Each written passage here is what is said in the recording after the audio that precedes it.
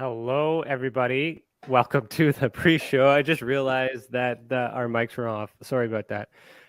So I'm here with my lovely wife, Priscilla. Say hello. Hi. Hi. How you doing? I'm good. Good. All right. So our topics tonight is paranormal experiences, ufology, and media manipulation, and specifically media manipulation. The reason why I brought that into the context is because Rich and I have been kind of talking about things like that and issues revolving around that. So I'm curious to know, Priscilla, what are your thoughts on the media and how it's used perhaps to manipulate the masses? Well, I think it's basically only used to manipulate the masses, okay. Except for, the live updates that we get on certain things that happen to people. I mean, I believe that some of that could be true, but for the most part, I think it's BS. I would have to agree for the most part. Okay, so is there anything, any questions you think I should ask tonight, our guest? Well, I think I should have had time to think about this because that's quite a topic. But I'll get back to you. Okay. All right. Well, thank you for allowing being here with me in this new segment, part 2, that we're trying to figure out. And you look lovely as always. And thanks for, and hello to all the members. I see Serena out there. I see Cece. You were there surviving because you were having a hard time, but I'm glad you're here. So everybody that is here for the show, sit back, relax, enjoy, and we'll see you in a few minutes.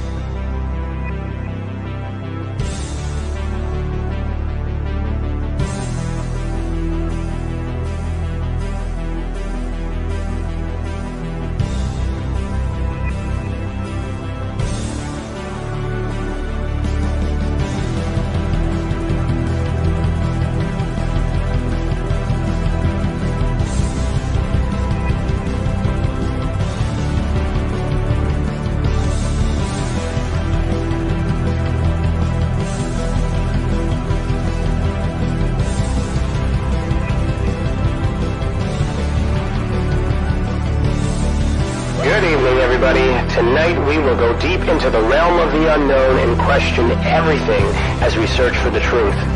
We will explore the possibility of countless phenomena within the ultra spectrum, and together we will learn that it is all connected. This podcast is brought to you by the Experiencers Support Association, and it is a live stream broadcast. If you have a question, send me a super chat or become a YouTube member. This podcast is brought to you by the Experiencers Support Association.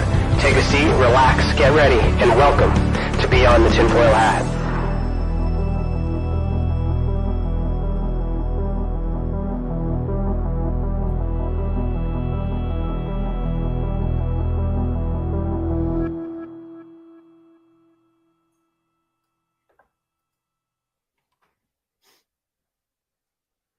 Hello, everybody. Today is Thursday, January 13th, 2022, and I, Ryan Stacy, am your host this evening. I am a licensed private investigator, a citizen journalist, and the Director of Investigations for the Experiencers Support Association. Welcome to the channel, and thank you for joining us this evening. To super chat, just click the $ next to your name in the comment box, and if you're in the observation deck, we are in the Experiencer Hall. Go in, put your comments in the questions box, and I will, in the comment box, and I'll check that in a little bit. Our guest for season 4, episode 2 is Richard Giordano.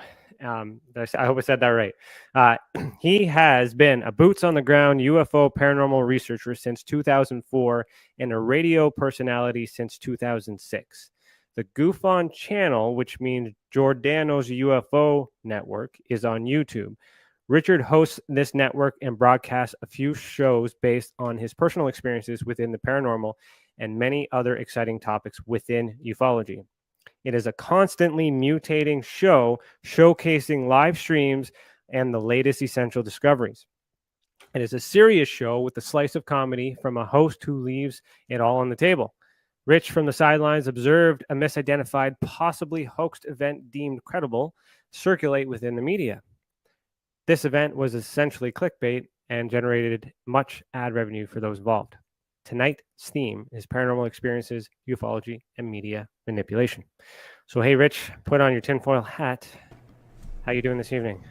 It is already on. I'm doing great, man. Thanks for having me on. No worries. Thanks for being here. How was your day? Well, I woke up at 5, so been up for 3 hours. Already went on a show, and I'm doing my second one right now. Right on. Okay. Yeah, so it's been great, actually. That's good. Just started. So we normally do an icebreaker for this, but I don't have one today. Our guy that does that is away right now.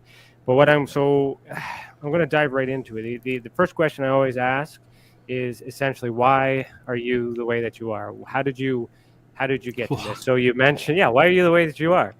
So you have experiences, right? So did those experiences lead you to this guy sitting here? Like, walk me through that. Start from the beginning. Let us know how you got here. There's not enough time, but I'll give you the nutshell of it all. Okay. My whole life, it's always been an interest of mine since I was 6 years old. When there was in 1975, they had the blackout on the East Coast. It was huge. And there were these red UFOs. Saw it with my dad, and all the neighbors came outside. So a couple of years later, Close Encounters of the Third Kind comes out, and I'm really hooked into it now. Now I believe aliens exist. And fast forward to 2004, I was outside with my wife looking up on... So what I was saying is, it's a lifelong thing. There's so much to go over. We don't have enough time. But what got me into this was that we were outside on April 15, 2004. I bought a dog, and we went outside to walk him at 10 at night. She was looking up, as was I, and we were laying on the chaise lounges, and she goes, "Oh, what, did you see that?" And I'm like, "What?" And she goes, "Oh, a light shot off." And then as she's saying it, I said, "No, I don't." "Oh, there it is." I interrupt her kind of like that. And I go, "Yeah, I see it. So we saw a couple of objects I thought were satellites, but they did move back and forth. One did, and one just kept going. So I'm like, I don't know if satellites can stop on a dime and then slowly go back. And if they're in space, that's a great distance that they're moving. But I didn't think anything of just satellites at that time. So the next night I go out again, just out of habit. It wasn't on, to go look up. And I'm laying in the same chaise lounge by myself, and I see the light come back. Exact same time, too, which was really interesting to me because that tells me either there's some sort of secret something going on above my head, or this happens on a regular basis. So, it never happened again after that night, but I went on the internet. I looked up UFOs over Phoenix to see if anybody saw anything the night before. Nothing. I mean, it looked like satellites, but it couldn't have been the way they moved. And I got in contact with Jeff Willis, who's a real well-known sky watcher his whole life. And he says, oh, you need to do this, and he's giving me pointers on how to catch the UFOs during the daytime. So I borrowed my sister's camera, not having one. So I still have it. It's a Sony Hi8, which I prefer over digital. And I started looking for things. And I had LASIK surgery. So my vision was really incredible. 2015 for a good 2 years. And, now it's degraded over time. But, yeah, I just had LASIK surgery in March because that was my birthday. My wife got it for me as a gift. And I'm seeing things nobody else can see, apparently. And I started videotaping things. And then I realized, how could there be this many UFOs? This is impossible. I go my whole life, I don't see anything really, nothing significant. Why now? Is it because of the eyesight? Are people just not looking up? So I bought a lens extension, a magnification. I bought binoculars, and I started debunking myself. And then I started seeing people just accepting what I was giving them as legitimate UFOs.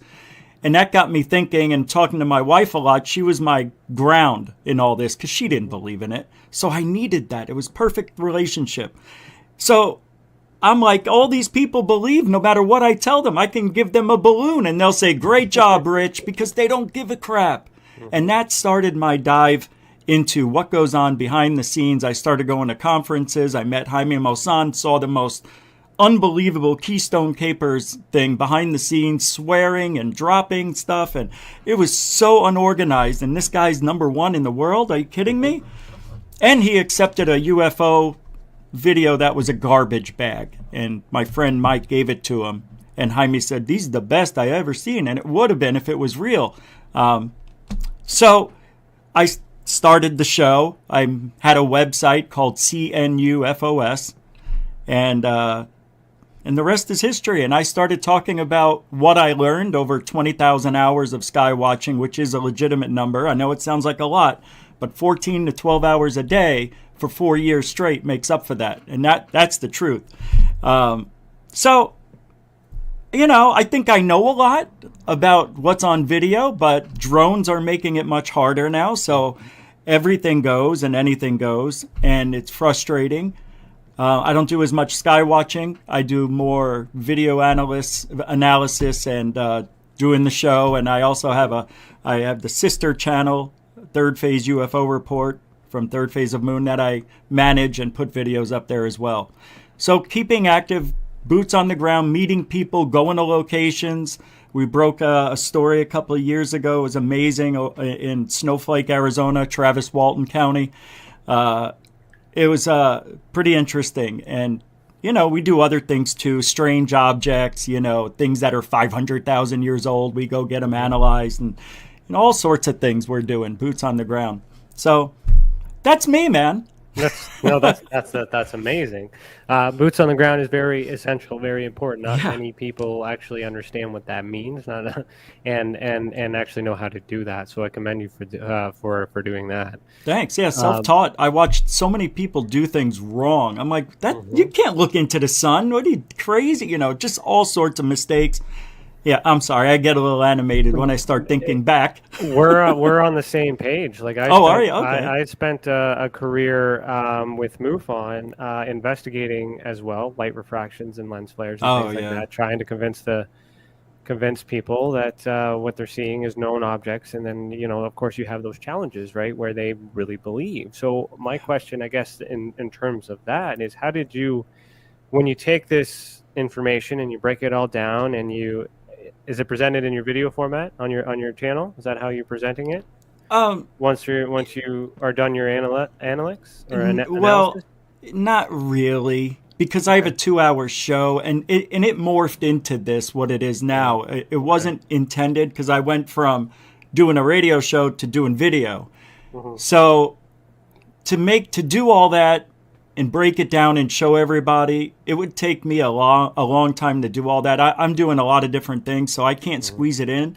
But I show them as best as I can with the video evidence I have. How I look at things and why and all that. Yeah.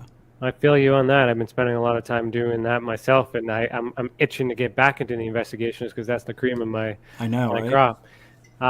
So I guess what I was going to say is, have you ever had issues where your analysis, you're so sure about your analysis, and someone disagreed with you? And if they did, how did you deal with that? Oh, all the time. Yeah, I mean, people disagree no matter what I say. I don't know if it's because they just want to, bust my chops on things and just see how I react, or if they're real serious. Hey, for instance, we just had I don't know if you're familiar with it, but apparently somebody found UFO Proof is the channel, an S4 pin located right by Papoose Lake in Area 51, giving the location. Are you familiar with the story? No. Yeah, so this guy Kyle from UFO Proof is looking for S4. He loves Bob Lazar. He decided to search somewhere else, and he found a pin, a government pin, with the 3 columns, and only a government official can put the pin there for the whole world to see. You can put your own pins at the location, and this is the problem we're having, but it only shows up on your computer. We're talking about Google Earth and Google Earth Pro, not Google Maps. So anybody who goes and uses the app on their computer won't see. I'll tell you why I'm saying that. So this is found, and then 2 days later it was gone. Somebody removed it. So everybody's saying, oh, Kyle faked it. He put the pin there and then took it off. No, can't do that. We put a bet out there, Third Phase of Moon did, for $10,000. Anybody who can put that government pin there and name it Third Phase of Moon Base, they would give him $10,000. And because everybody's saying it's so easy to do, it got 4 days to do it. Nobody did it.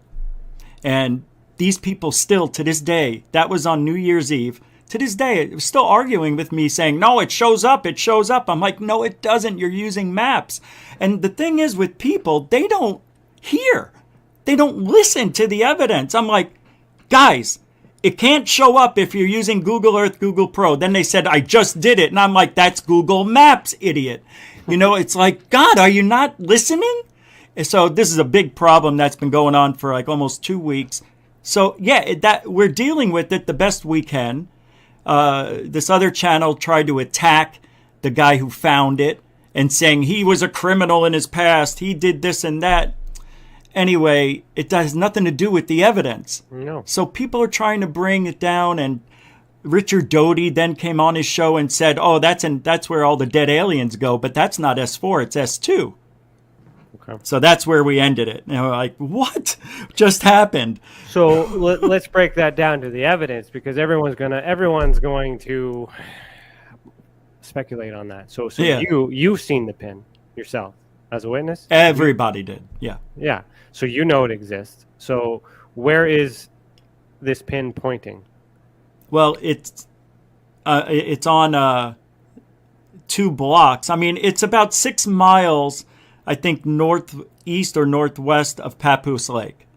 Okay. There's a road that you can go right from Area 51, about 4 miles, whatever it is, make a left and go another 3-4 miles. And you see these 2 squares, and then the pin was right there in between the squares, kind of. So it was at this location.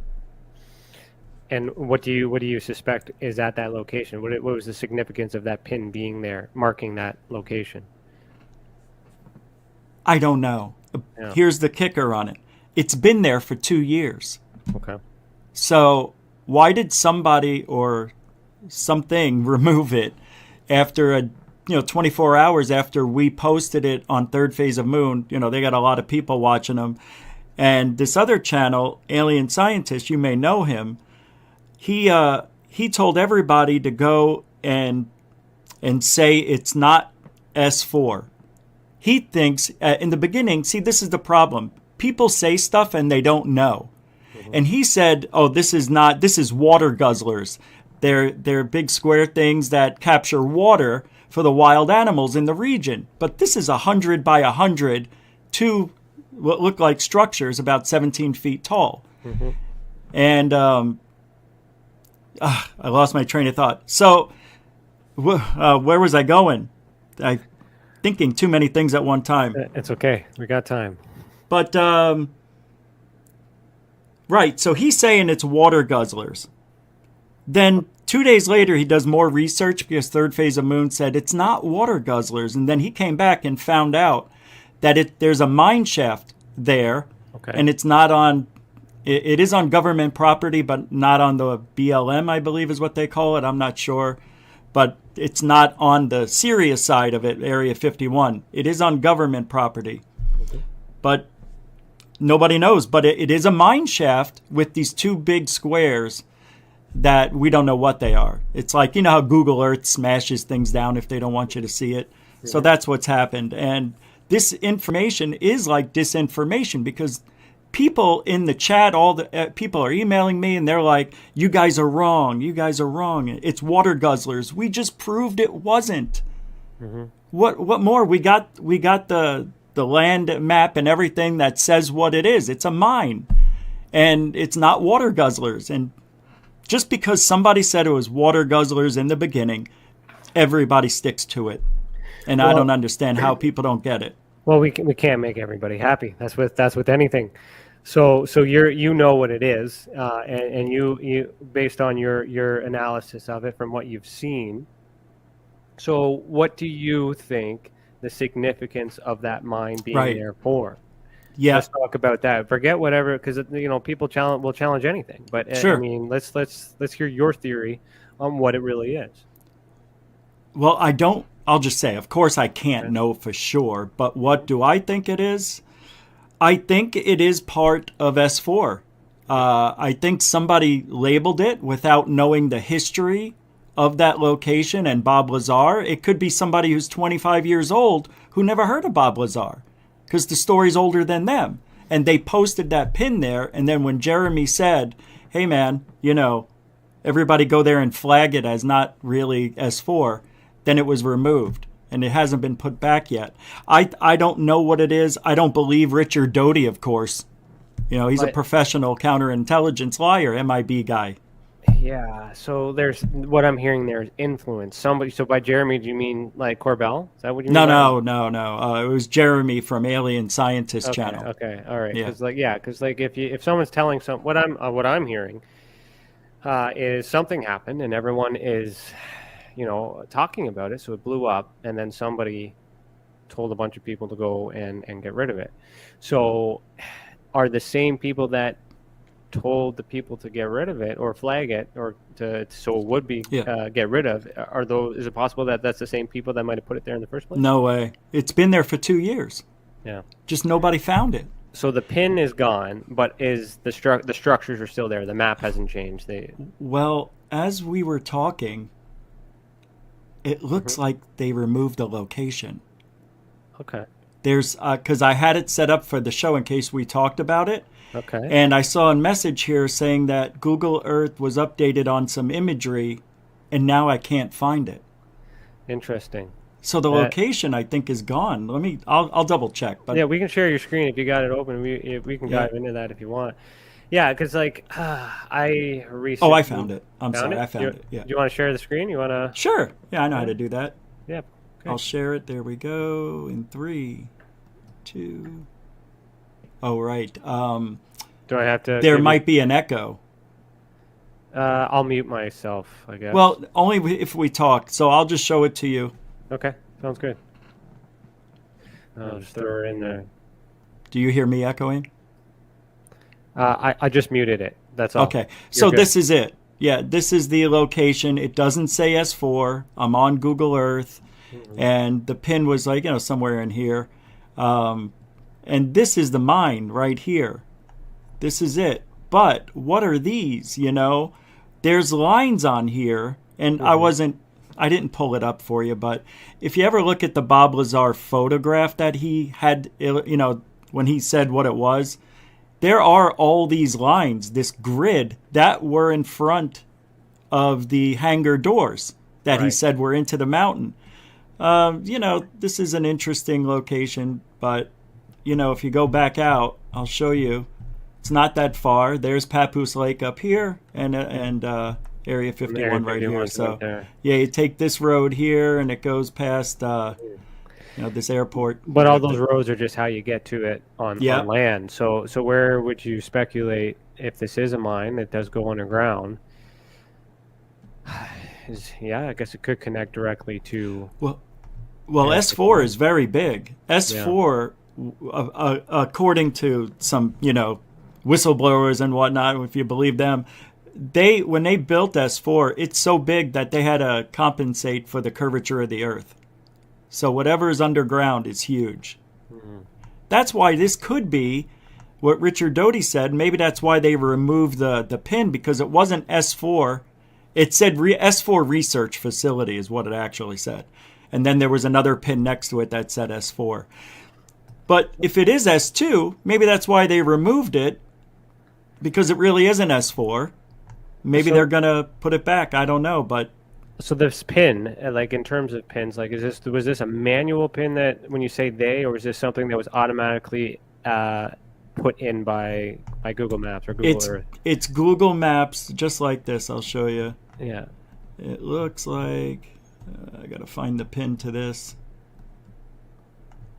I don't know where that is. So it's not one that you manually enter yourself. It was done by the one. It has to be. Yeah, it has to be done by two people for government locations on Google Earth. Okay. So it has to be verified by another person. Here. There you go. Let's see if this pulls it up. This is Homey Airport. See, that's not even the pin. That's not what it looked like. Okay. It had. I can pull up a picture I have somewhere. Hold on, I can do that for a second. I'm pretty sure I got this saved in here. So downloads. All right, here we go. Yep, I got it. I think this is it. I'm not sure. Shoot, I can't. Hold on, let me make it bigger so I can see it. And no, this looks like it, but it's not. This is the Bob Lazar stuff. I don't have it here. Let me try one more place. I may have screenshotted it. Yeah, I did. All right, good. Good. Let's pull this up. See if this works. No, that's not the picture I wanted. So let me go back. Oh, I do want to show you this. Can you see that? Yeah, I can see it. See the yellow pin? Yeah. That's, for some reason, I think this is just on the map now. I don't know why that's there, how I got that, to be honest. Here's the coordinates. That one would be a manual pin. That yellow pin would be a manual one that you could input yourself. Oh, that's what I think it is. Somebody gave that to me. Mm-hmm. Yeah, okay. So let me see if this one is good. No, that doesn't have it. Let me see if this one has it. That's not it. I don't know what I did with it. That's okay. The pictures, yeah. So I guess what we're coming back to is government. It has to be authorized. So someone with high power and authority had placed the pin there at that location, and they named it S4. S4 Research Facility, and then there was another pin right next to it that said S4. So then a bunch of people that are on YouTube channels that, and I mean no offense when I say this, that carry less weight than those of the government, told the government that pin is wrong, and the government listened to that. Is that what I'm understanding? That's exactly right. So did the government just, someone noticed, or I made a mistake, or was it one of those kind of, you know what, this is drawing too much attention, just get rid of it, we'll deal with it later, we know where it is, doesn't matter.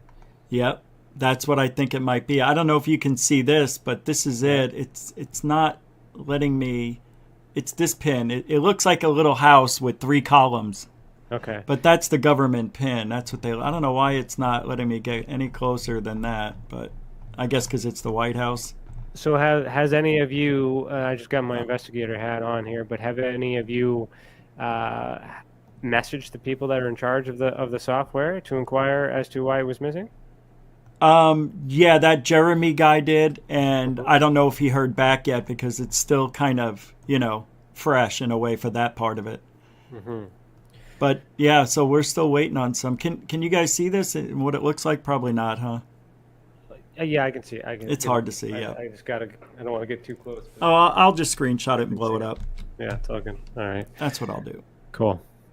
Yeah, so that on its own is interesting. So, and what's concerning about it is obviously the proximity to Area 51 and S4 and all that other There stuff. it is. Yeah. Okay. So that was there. You've seen that. Witness. Yeah. You know, you're the witness to that. So I'm not going to talk you out of that. Oh yeah, everybody was. Everyone's pretty convinced that was there. So. So that's the government pin right there. That's what they look like. Yeah. You and I can't put that there. Right, because and that was what was there, and then people complained that it was inaccurate location. Right. So how did the people know that that was inaccurate? Nobody knew. They guessed. That's why it got That's why everybody got angry, because. And why would the government listen? They would know. They put it there. I know. It's very strange. That's the whole thing. Strange. I'm just I'm playing both sides here. I'm trying to understand the people. I'm trying to understand the government. It just doesn't make sense. Yeah, I hear you. Okay. But anyway, that's that. Okay. Well, that's strange. That's odd. And that's media manipulation, I guess. That's kind of what we can kind of segue into. It is. Is to do you know of another example of something like that happening on Google Earth, Google Maps? No. I've never seen a pin be removed a day after people were told to go flag it. You know? Is it possible it was a mistake? Honestly, yeah, sure. Like they're humans too, right? But it was there for 2 years. It's not like they just put it up. But yeah, and it could have been a mistake. The pin was there for 2 years? The pin was there for 2 years. I see. And then it just somebody finally noticed it. He found it. He went to a place where nobody was probably looking, which to me sounds really suspicious. You mean to tell me in the last 700 days, with all the people who like to look around that area, didn't find that pin? Mm-hmm. I find it very weird. Mm-hmm. No one's looking. Like that person was looking. You're looking. People are paying attention. That's important. And then all of a sudden they realize, oh, hey, someone's looking. Right? I'm glad you said that. Yeah, because I am on the fence on why it mattered that maybe 10,000 people went over to look at this thing. Mm-hmm. You know, it's been there for 2 years. I'm sure more people maybe went over it and thought it was fake. I don't know. Well, it just concerns. I think from what I'm hearing, it's more likely that the government took it down to put a pause on that bombardment of information because they didn't want to answer questions.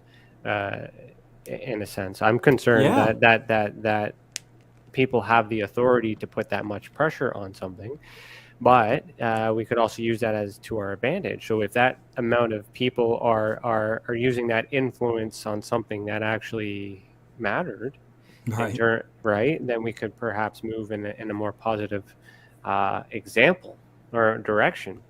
Well, to me, it says something might be there. Mm-hmm. You know, there may be something there, and they realized, oh man, we shouldn't have put that there, and took it out. The mistake. Oh, go ahead.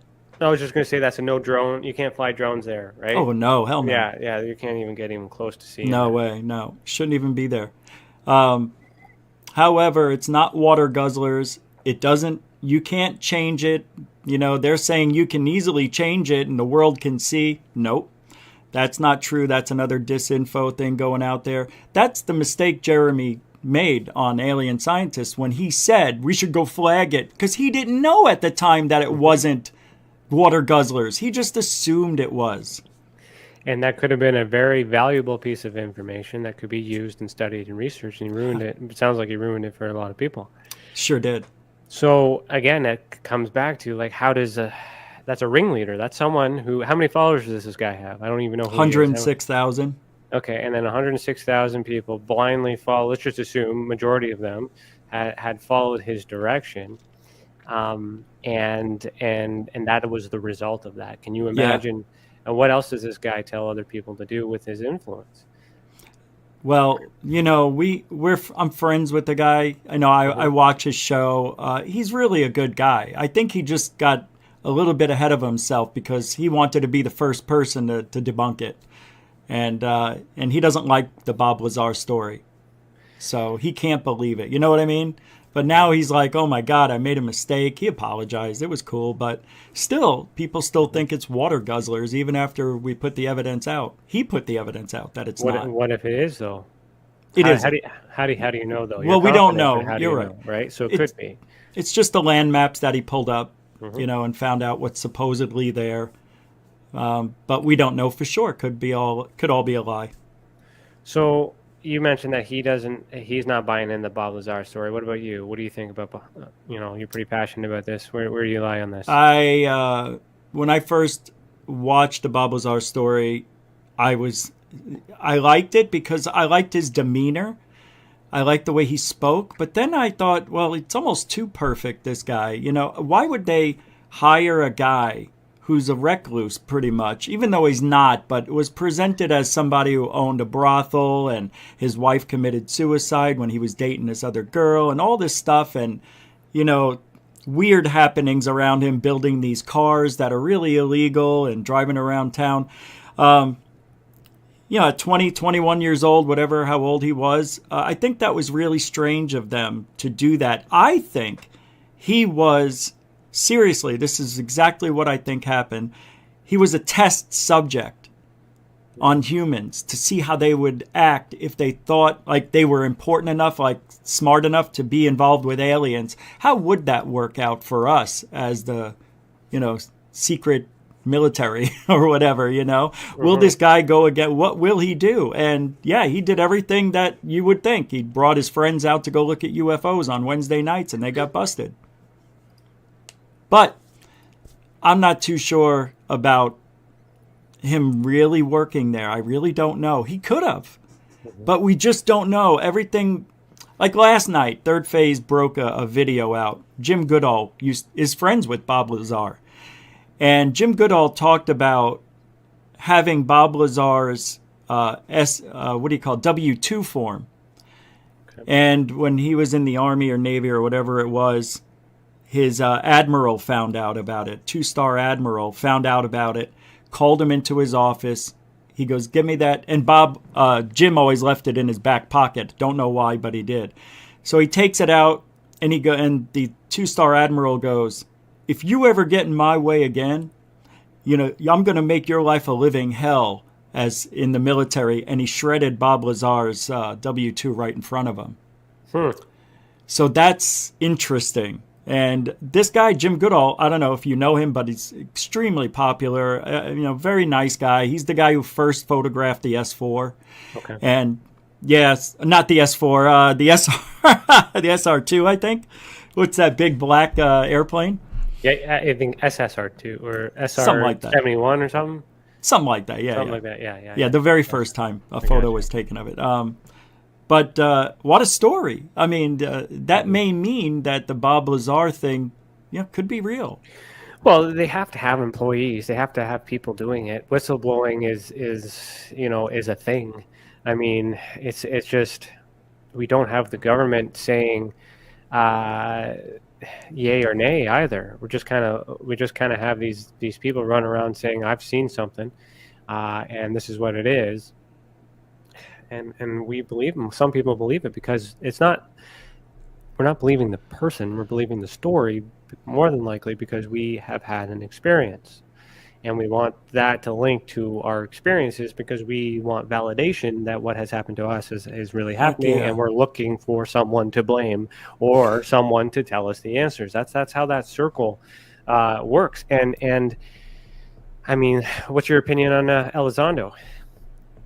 Oh, wow, it's like you read my mind. I was just about to bring up the 3 videos to you. And, Elizondo, he was brought in my opinion, for 2 to Stars Academy of Arts and Sciences, of course, to take over that, little group over there.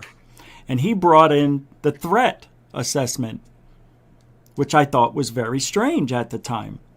And then these videos that he put out, which are, in my opinion, they're awful. FLIR videos, come on, man. Go Fast, the gimbal, and the Tic Tac.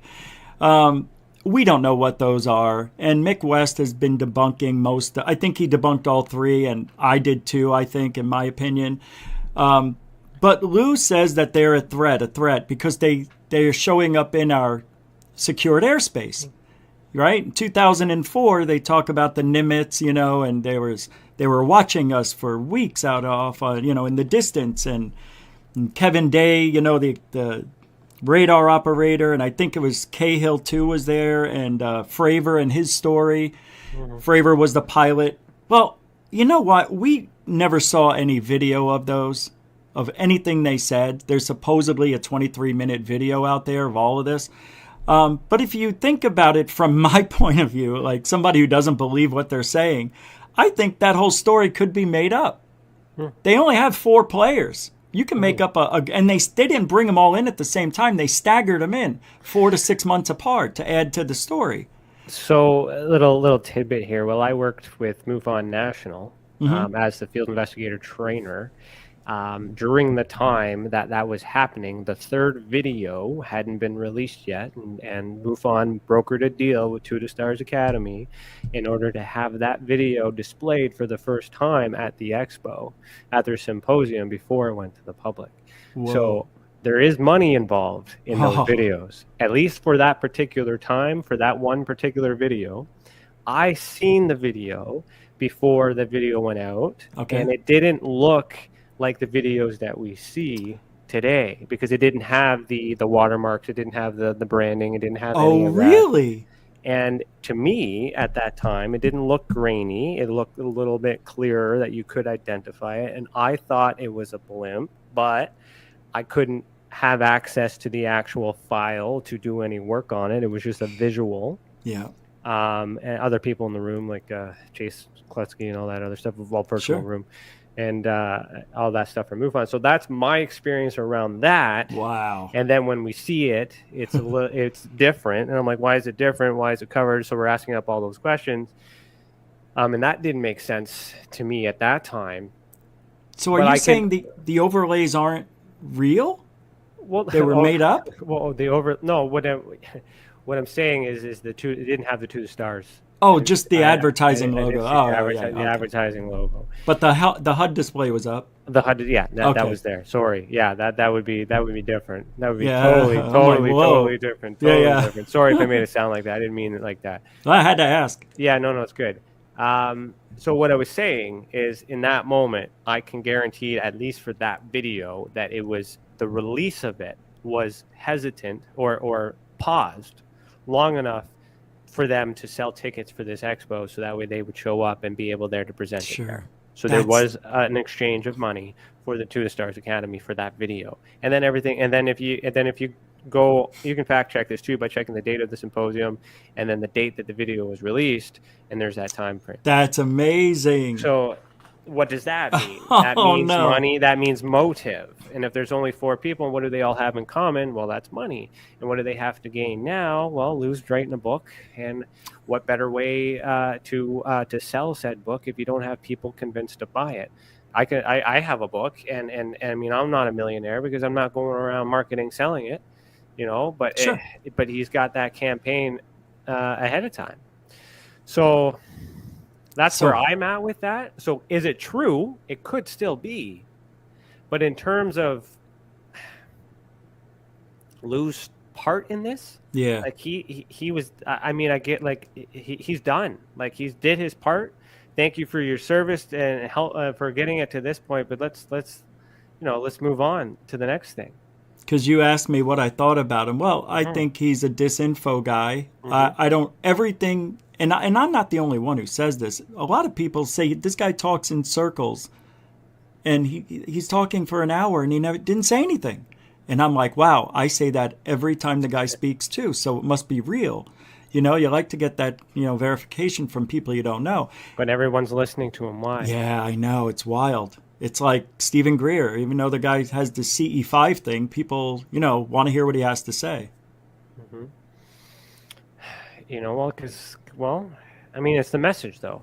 So even if Lou, to his defense, even if because we can't prove or disprove, his message has always been humbling, saying, like, thank you to the people and thank you for you guys for doing this. Like, he's really catering to the experiencers, to the people, and we need that. There's nothing, we need more of that. I do that. You know, like so to represent at that lower level, I guess it's like it's humbling. Well, so you're saying, and I'll tell you why I'm bringing this up, why I'm Yeah. asking. So you think Lou Elizondo, when he talks to people like who have very little subscribers, you think that's a great thing he's doing? Is that what you're saying? Well, what I'm saying is he acknowledges that people coming forward and sharing their experiences are important. So what I'm feeling in his language is he's trying to. There may be some sort of reporting system that comes out with the government moving forward, and what I feel like in his role may be to encourage or earn trust from the civilians to report to the government one day. Of course. Voluntarily. Now, the question is, now, can you trust your government with that? You should at some point. It's hard to trust them right now. But is that the counter? Is that the counter? Is that the end game? Is that the manipulation? Because he's selling the story right. The people are believing it. But is he telling the truth? Are we really going to get the help we want for volunteering that information? And if you're an experiencer, are you going to trust the government to handle your case? Let's talk about what just happened recently. And Lou says he was involved with this, the AOI MSG, the office inside the DOD, at the Pentagon and all that. Mm-hmm. Okay, it didn't turn out like he thought it would, right? Because the AOI MSG is basically working out of the same office that ATIP was from, and they're still using those same tactics, which is, conceal and deny. And that's what's going to happen. And Lou was very upset when the AOI MSG took that role, because we're not going to have transparency. They're there to dampen the blow of any real significant UFO sighting or alien invasion, whatever. It's damage control. It is, but Lou was, he did say, hey, I can't make promises we're going to get what we want. It's like he already knew. And, it's just, he was pitching that we're going to get this room. We're going to be able to talk to our adversaries and learn what they have. And that's what I think Lou wanted more than anything, was to have the government be able to investigate UFOs inside the government, known to the public, and then go to all the other countries that have their secrets and learn what they have. Mm-hmm. That's what he really, really wanted. It had nothing to do with you and me, or you or I, or us. It didn't have to do with the public. That's why they use UAP instead of UFO, because that is, UFO is for civilians, UAP is for government, UFO sightings, and so on. But I think Lou doesn't know what's going on. He's changed his tune a little bit. Mm-hmm. He's had some media training, I've noticed. He has, but we don't even know if he was in ATIP for any significant time either. John Greenwald from the Black Vault brought that up, that, we don't even know if this guy worked there. And Lou says, I don't know if you know the story, but the government came out, the Pentagon said that we don't have any records of him working here. And they removed all of his emails. He couldn't even go into his emails anymore, he said. It's kind of like a Bob Lazar type of thing. It seems to be the pattern or copycat, the marketing plan. Right. That's what I think it might be, yeah. It makes him look more important. Like, oh my God, they're going to shut him out? I mean... But it's still also possible. Of course. And that's the hard part, because we believe. So, and we want those answers. And he's the guy that seems to be the one who has them, allegedly. No, I don't think so at all. I don't think this guy knows anything. I'll be honest, I don't. I don't think, and that it's because of the 3 videos he brought forward are no better than what Jeremy Corbell brought forward. They're nothing. Well, yeah. It's a joke. Well, they're laughing at us. It's part of it. Yeah, no, I get it. I'm with you. I mean, it's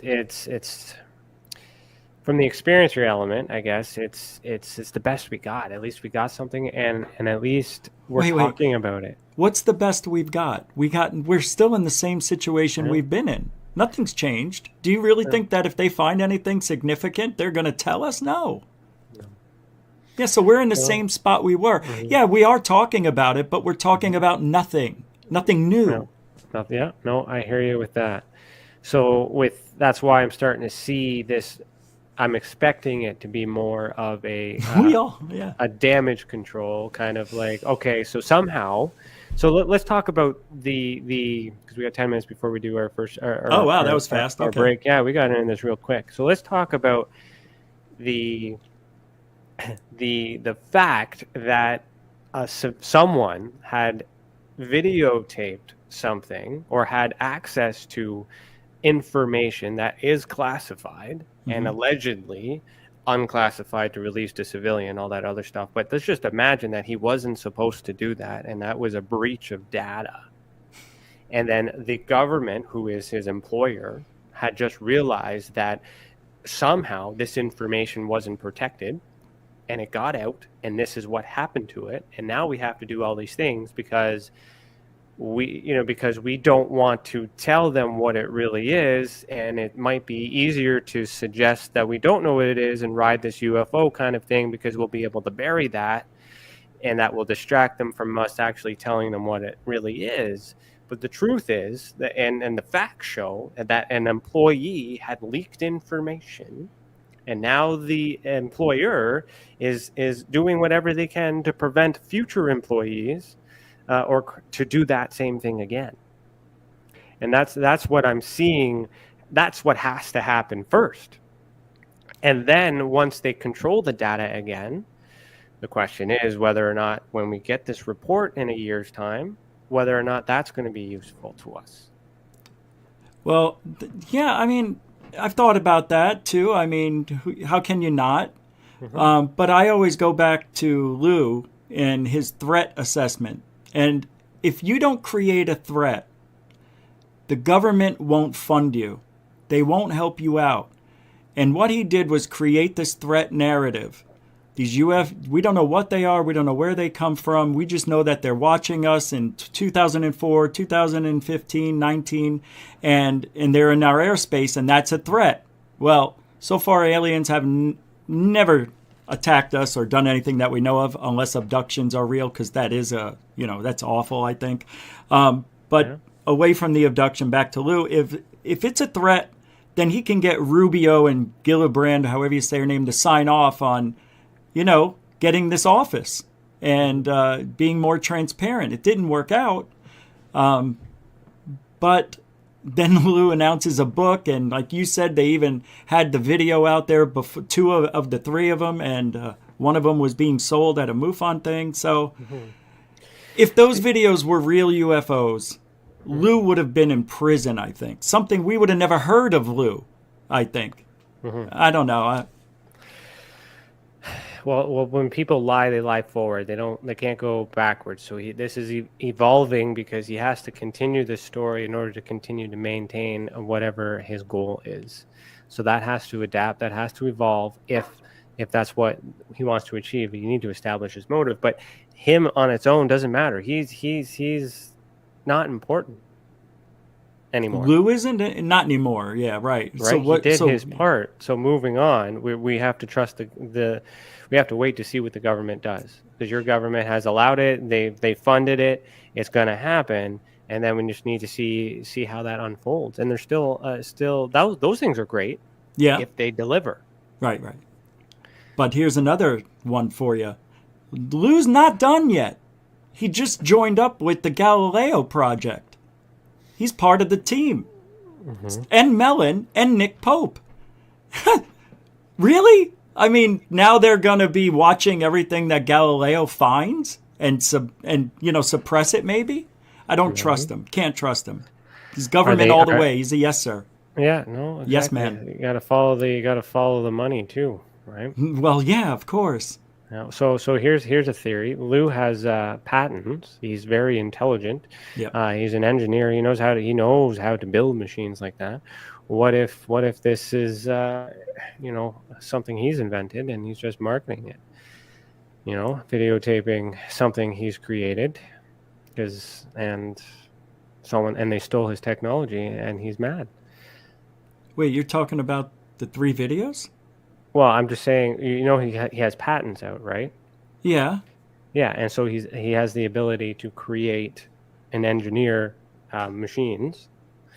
So what if this is just things that I've heard. It's not mine. It's just things Yeah. I've heard. But what if alternative thinking is if he was the creator of these and they stole it from him and he's not financially profiting from it. So this is just a whole kind of thing to, expose that he's the owner of it.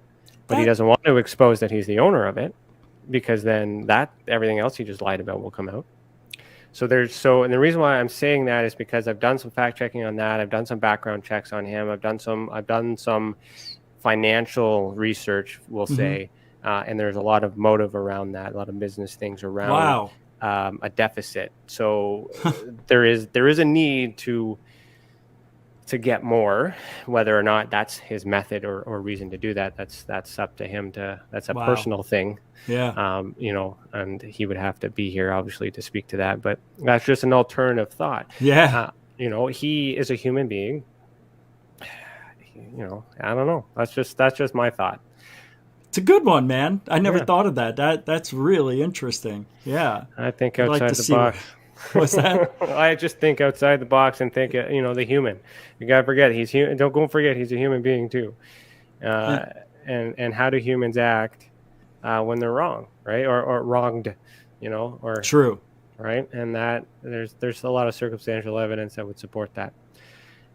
Man, okay? So yeah, that's wild, man. That's good. It's good stuff. I mean, I don't hate him. I don't have issues with him. It's just I've seen enough of him, and it's not changing. It's not new, and I really hope that with his book, that he is providing something that we could use, or not talking about it. Why couldn't he have talked about what's in that book? He had all these years to talk about. Well, because he wants you to buy it. I know, but that bothers me.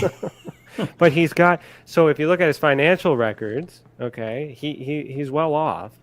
Is he? If you would like to see his house, I can show you his house. Is it in Arizona? Well, no. Anyways, okay. What I'm saying is if you, I'm just looking at the person as a human being to understand why a human being would do what he's doing. I don't care what he's doing. I'm not saying he's illegal or anything like that. There's nothing illegal about what he's doing. I'm just saying to understand the person.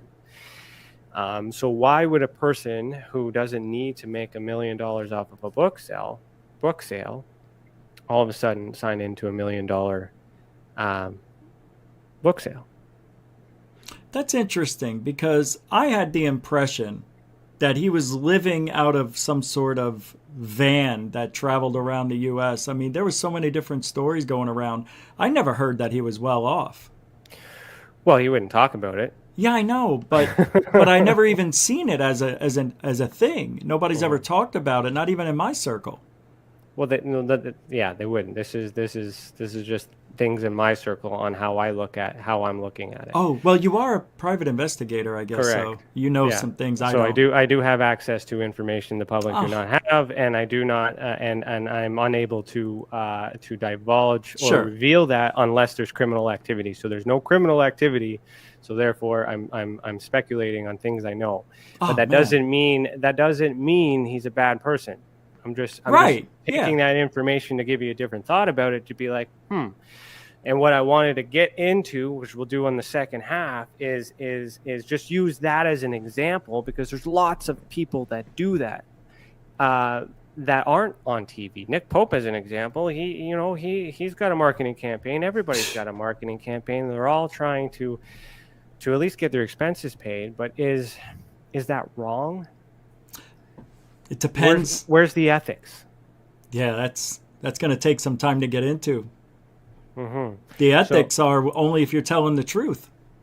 But how do you know? And the witnesses don't know. The experiencers don't know, and they believe because they want to know what happened to them for real. They want to know why they're seeing these things or experiencing these things. And the problem with getting a yes from the government, by them saying yes to UFOs, that means they'd have to say yes to ghosts, yes to to alien abductions. They have to say yes to everything. There's a lot. So it makes a lot of sense for them, and it's easier for them to cover it up, because if they say yes to one, they got to say yes to all.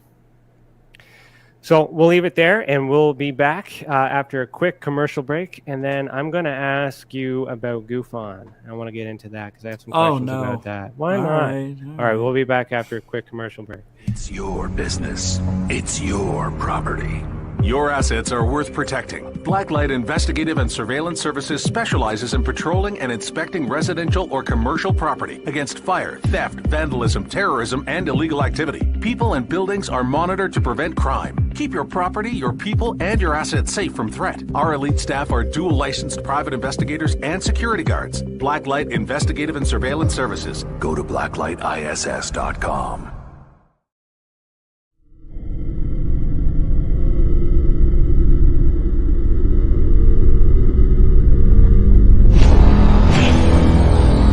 The same thing that draws aliens to our planet is the same thing that draws us to others.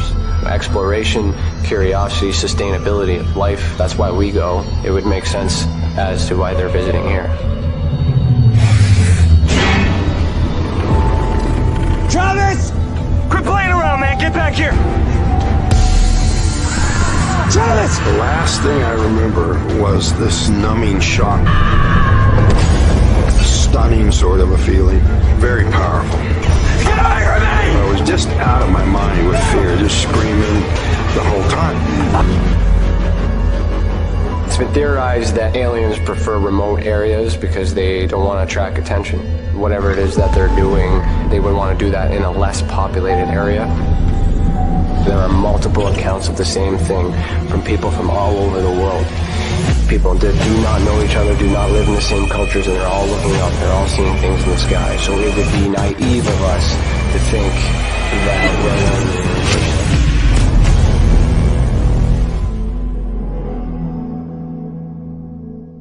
Ryan is one of Canada's leading new UFO investigators.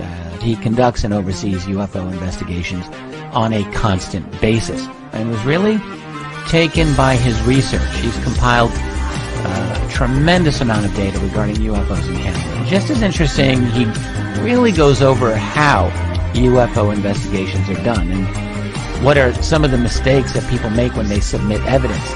Note for starters, don't edit your videos or photos before you send them. If you want to hear more follow-up conversation between Ryan and myself, you can go to richardolamembers.com, where we have a candid conversation on ufology, the paranormal, and more. And remember, while we learn and grow and search for the truth, let's be good to each other.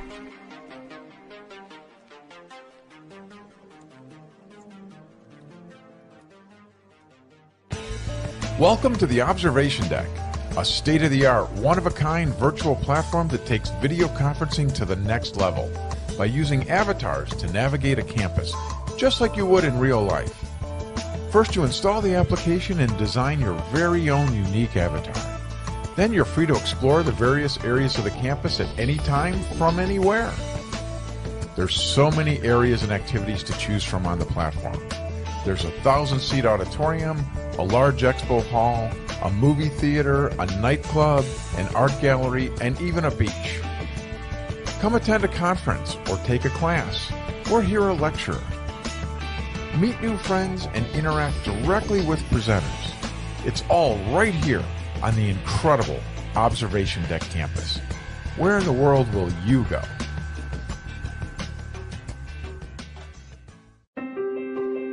Have you ever wondered, or maybe just thought to yourself, if there were others just like you? You know, people with extraordinary abilities, psychogenic advancement, and perhaps unique intuitions. Maybe you just wondered if there were other people who experienced unimaginable, unexplained, or even unusual and paranormal events. Are there people who have more questions, more fears than answers? Well, you're not alone. You've never been alone. We believe you. Sign up for EA today by going to tesacan.org/EA. That's TESACAN.org/EA.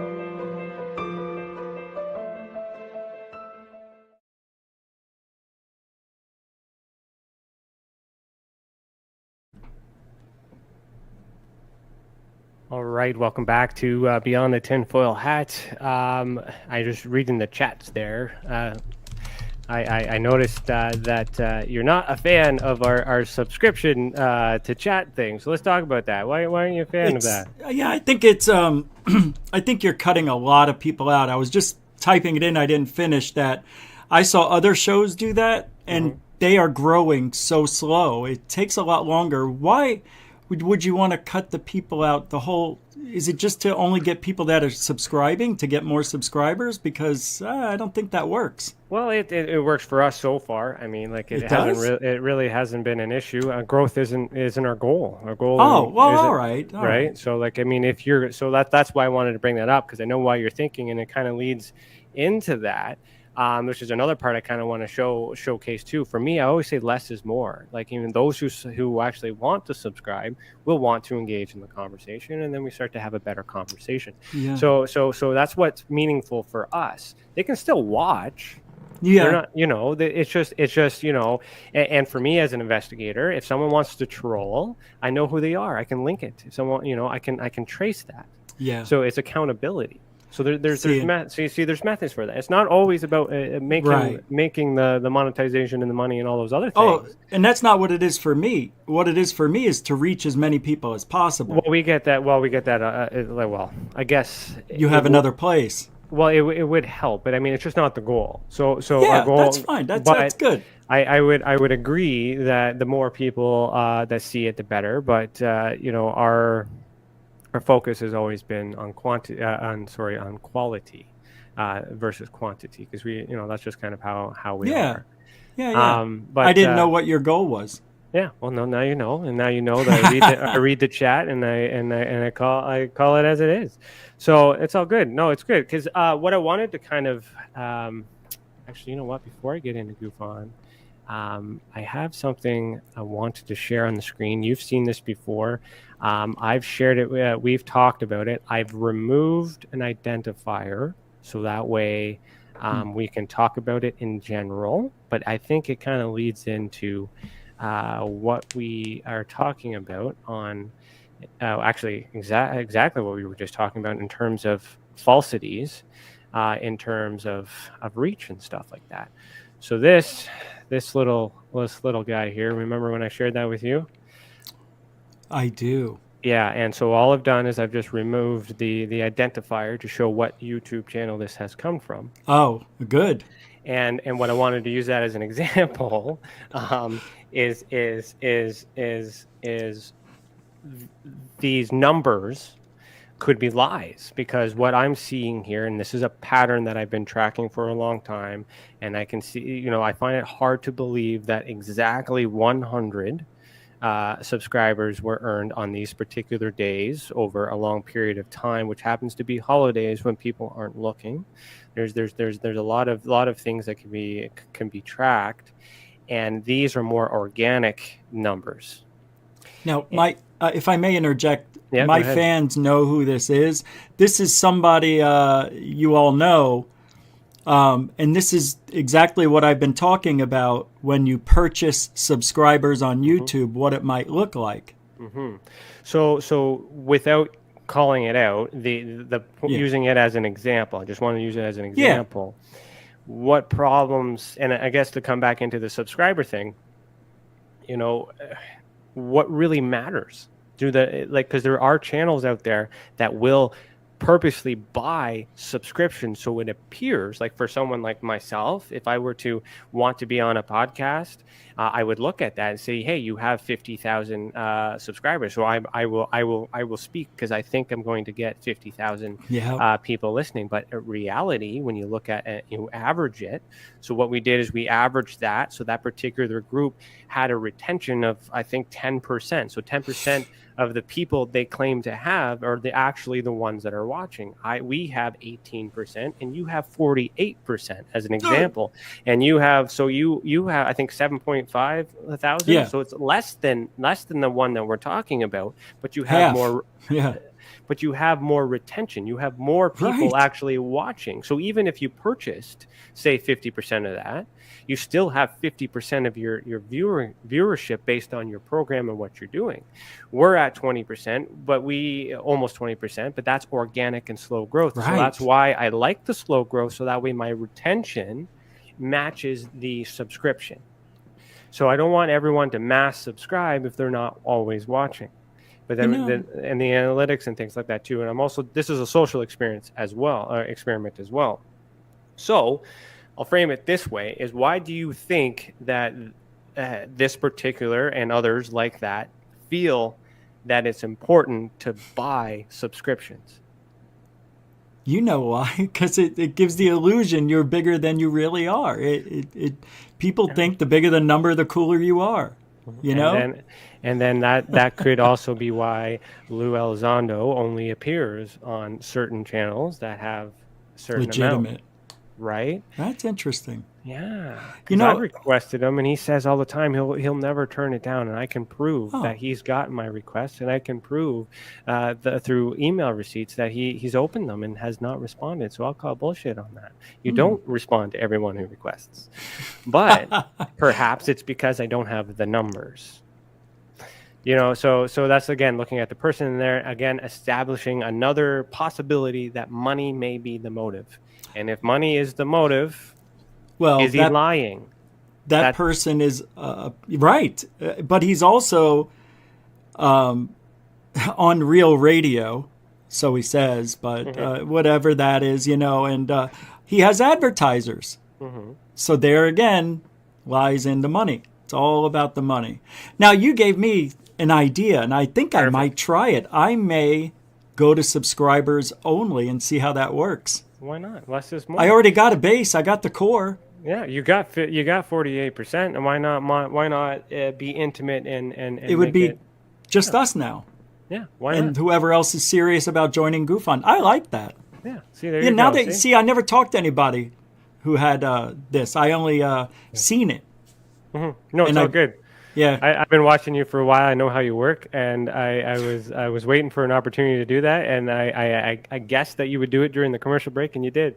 So there's a little bit of profiling for you, but it worked. No, it's good. Yeah. I'm always open to try new things. So let's talk about like GUFON, and the reason why I want to talk about GUFON is I want to learn more about what it is that you're doing, because you do have a show tonight. That normally runs at 9 p.m., but what you've done is you've extended it an extra hour so you could be here, and I'm grateful for you doing that, and I want to make sure that our people follow you over.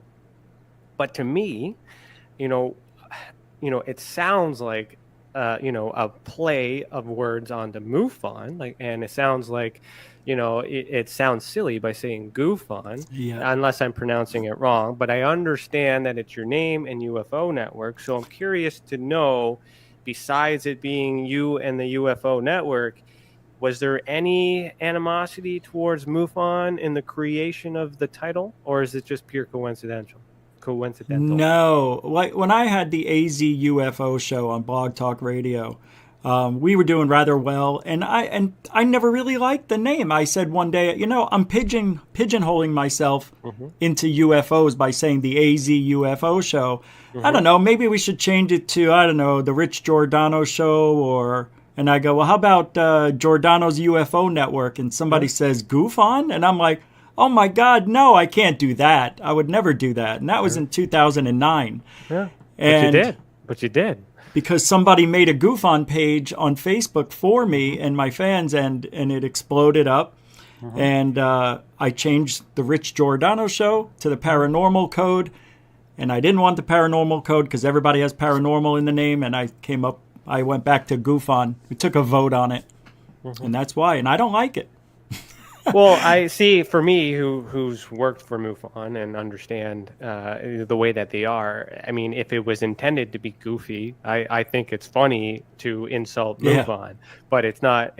But it's meant to be serious with you. So that's why I kind of want to start with that. Then now I want you to really explain, like your mission with it, because you say that you're serious, but you're comical.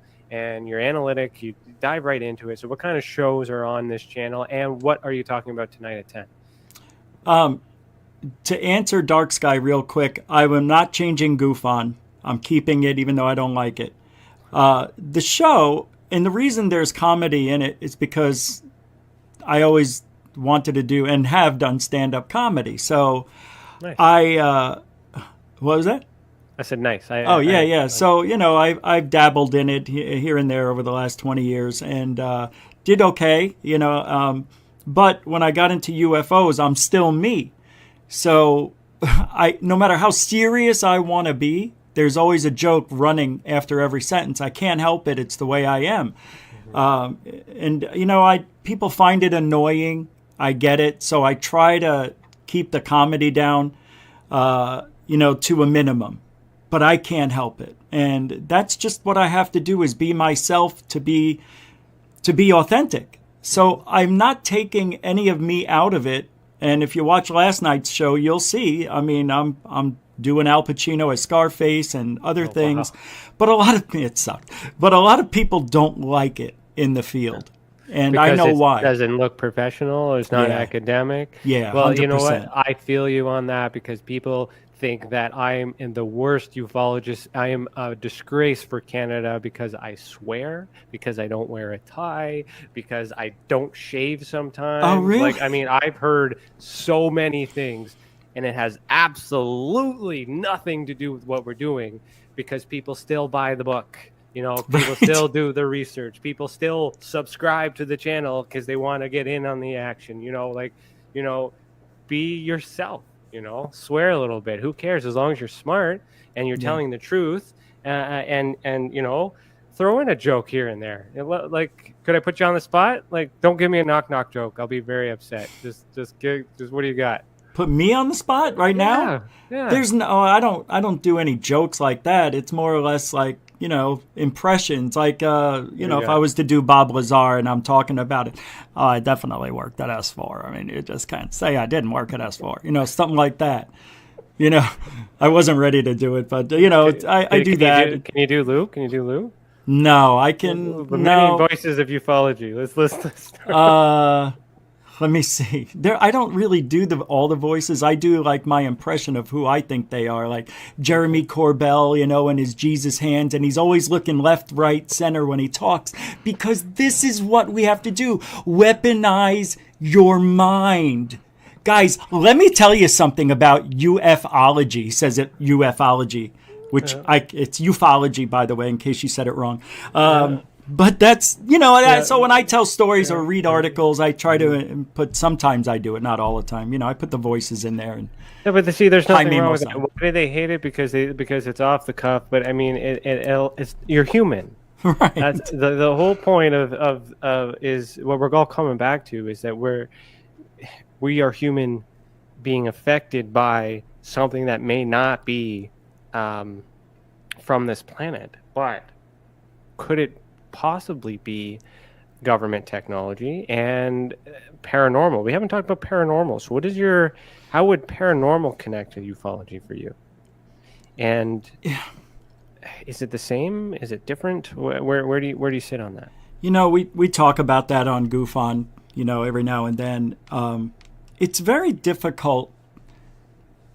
It's not difficult to separate them. Because when you're a UFO guy and you're on the ground, you're outside pretty much. You're looking for you. There's a difference between a sky watcher and a ufologist researcher. It's still research, but somebody's looking at the sky all the time, and then you have other people who are just researching stories, not hunting for UFOs. Mm-hmm. But if you can combine the two like I do, well, you can see the paranormal. And I investigate haunted stuff. I go to cemeteries and haunted house. Matter of fact, I'm going to a haunted house next month, right next door to me, pretty much. So I think, and it's possible, I mean, there's so many stories. Look, now I'm doing Jesus hands. It's very possible that the ghosts that we see and the poltergeist activity could be an alien, just out of our spectrum, maybe. And it has the ability to move stuff or look like something else or shapeshift. Who knows? But Does if it it's have to be? Does it have to be alien? No, absolutely not. Could it be us? It could be us. It could be us. It could be we're the aliens living inside this vessel and don't even know it. We're just experiencing. I'm experiencing Ryan Stacy right now. You're experiencing Rich Giordano, and we're just. And afterwards, when our bodies die, we go back to where we came from, go down that light, because that light is back to that big ship in the sky. And we get to talk about our experiences. I can't believe you were Ryan Stacy. Wasn't that great when I was on your show? Oh, my God. So maybe that's what happens, where we go afterwards. That's why we see family and friends. Yeah. So anyway, I do believe that there is a connection. It's just impossible to prove right now. What does the word paranormal mean? Something that is out of the normal realm. Not every day you see objects floating. Not every day you see a apparition. It's paranormal. It's not supposed to happen, but it did. So, is a UFO paranormal? Yeah. Yeah. See, that's exactly where I was leading to. Paranormal is UFO. It includes UFO, but yet they spend so much time separating themselves from that. Because why? There's more information there. Because I think they're afraid to mix them together, because how can you say while you're inside doing research in a house that it has anything to do with the outside? And I think I said that last night. On ghost hunts, they should have two teams, UFO people and ghost hunters. And if they see something at 8 o'clock, did they see something at 8 o'clock? I think we need to do that. So that's what we do. We study the people, though. What's in common between the phenomenons are the experiencer. So let's look at orbs for an example. What's the difference between a UFO orb or a paranormal orb? Oh my God! There's no. It's just a label. It's still an orb. That's right. It's a light in the sky, and so what we have is we have one person who believes it through propaganda and media that it's a paranormal, and we have someone else who, how they were raised, believes it's UFO. But yet, what brings them together is they're both people. They both experience something, and when you measure them together and you start to study the person, you understand what those people have in common. And it doesn't matter what they call it. One calls it UFO, one calls it UAP, and another person calls it a paranormal orb, but they all have the same eye color, they all have the same blood type. That's interesting. You see what I'm saying? Yeah, I do. So they're that's what we do. We study the people. Good. And we understand why they are the way that they are. And that's why I asked you the first question. Why are you the way you are?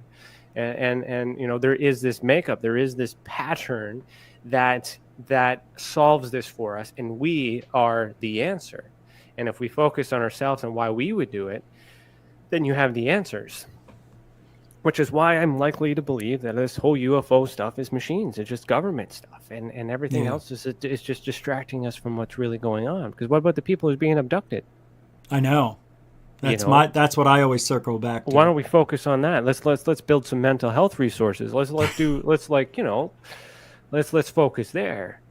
Get that in the news. But they've the media painted abductees as crazy people.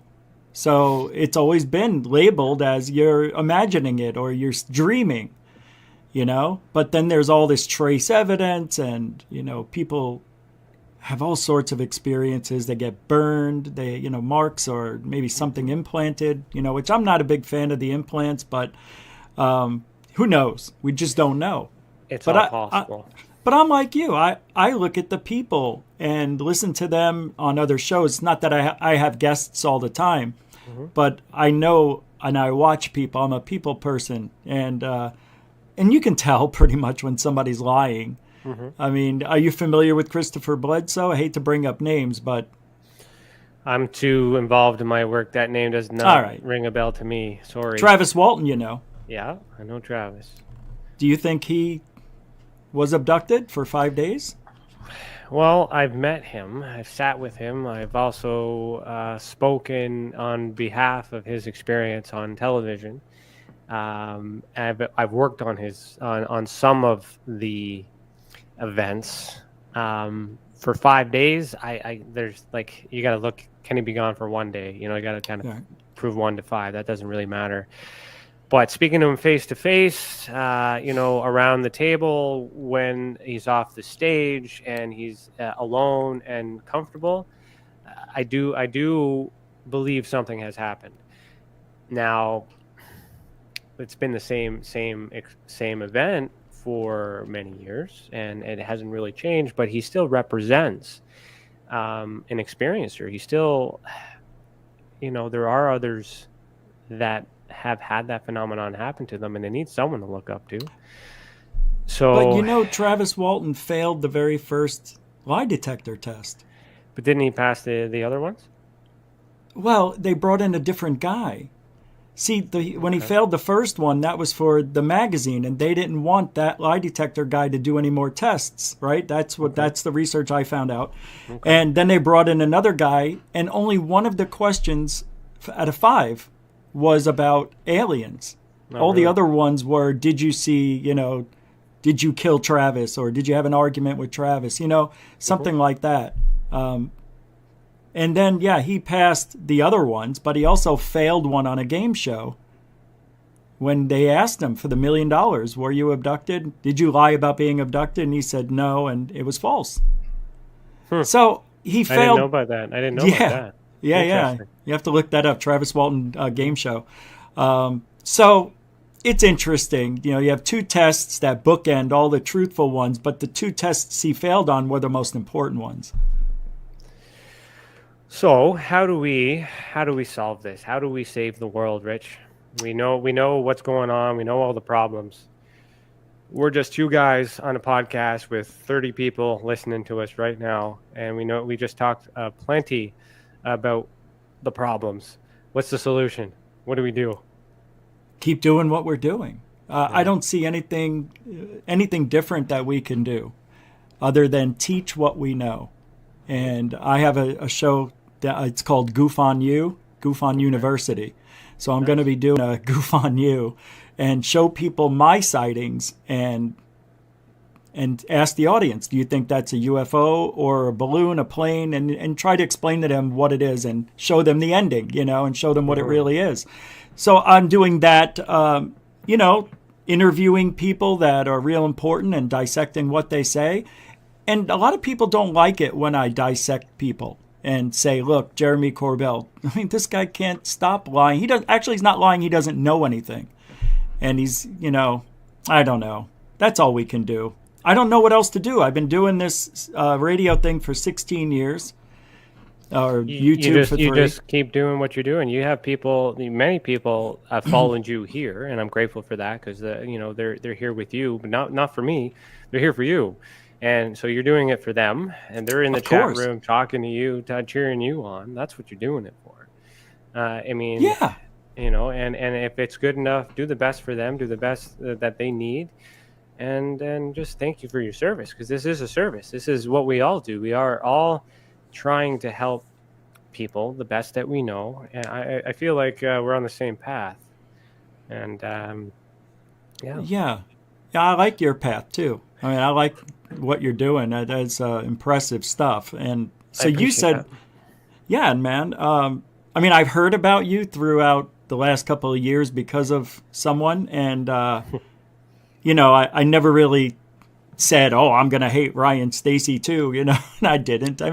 I saw you were just doing what you do, and I never even talked to you. I just watched from a distance, and it's interesting. Yeah, I know. For every one person that hates me, 10 people love me, because it's who I'm representing.